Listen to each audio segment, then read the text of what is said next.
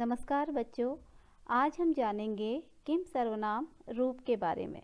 इससे पहले हमने देखा था कि अस्मत् और युष्मत् के रूप किस प्रकार सातों विभक्ति में और तीनों वचनों में प्रयोग किए जाते हैं। यहाँ पर एक बात का विवरण देना अनिवार्य है कि अस्मत् और युष्मत् के रूप तीनों लिंगों में एक समान ही चलते हैं, उनमें कोई भी अंतर नहीं होता। लेकिन इसके अलावा अगर हम किम सर्वनाम रूप की बात करें तो किम सर्वनाम रूप तीनों लिंगों में अलग अलग तरह से प्रयुक्त होंगे। तो आज सबसे पहले देखते हैं किम सर्वनाम रूप पुल्लिंग में कि किम सर्वनाम के रूप किस प्रकार से चलते हैं।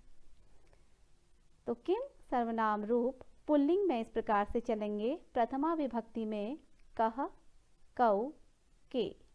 इनका हिंदी अर्थ है कह मीन्स कौन, कौ कौन दोनों, के कौन सब।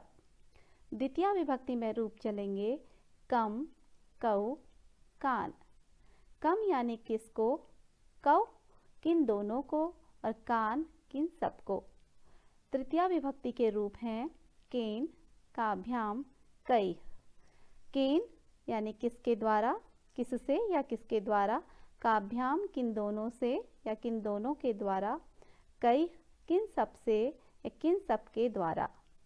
चतुर्थी विभक्ति के रूप हैं कस्मै, काभ्याम, केभ्यः।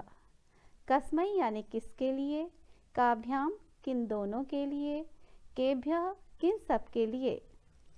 इसके बाद पंचमी विभक्ति में रूप चलेंगे कस्मात्, काभ्याम, केभ्यः।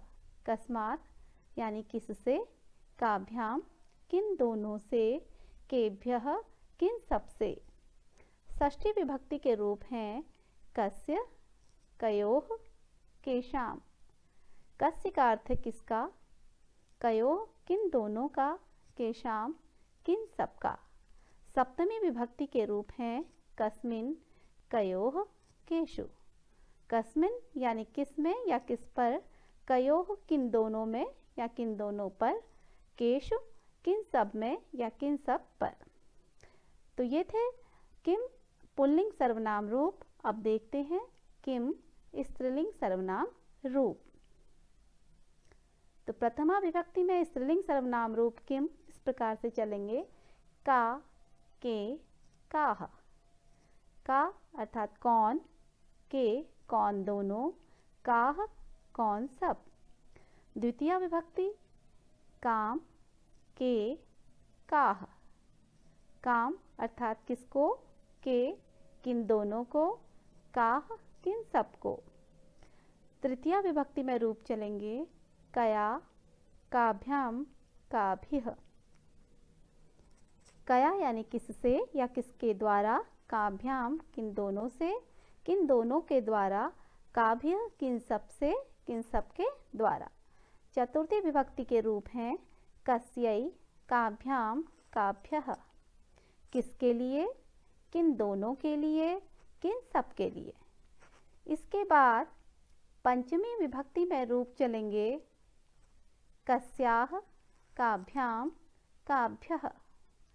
कस्याः यानी किससे, काभ्याम किन दोनों से, काभ्यः किन सब से।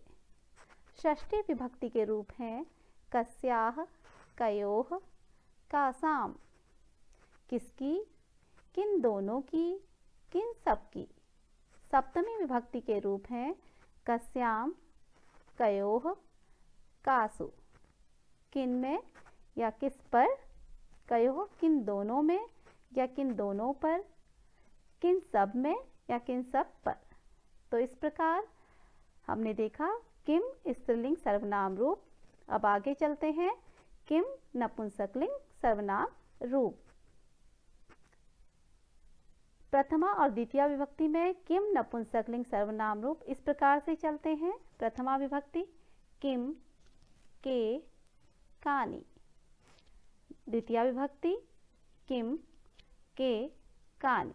और अर्थ उसी प्रकार से होंगे जिस प्रकार से पुल्लिंग और स्त्रीलिंग शब्दों में चले थे। इसके साथ ही एक बात का विवरण देना अनिवार्य है कि तृतीय विभक्ति से सर्वनाम रूप पुल्लिंग की तरह ही चलते हैं।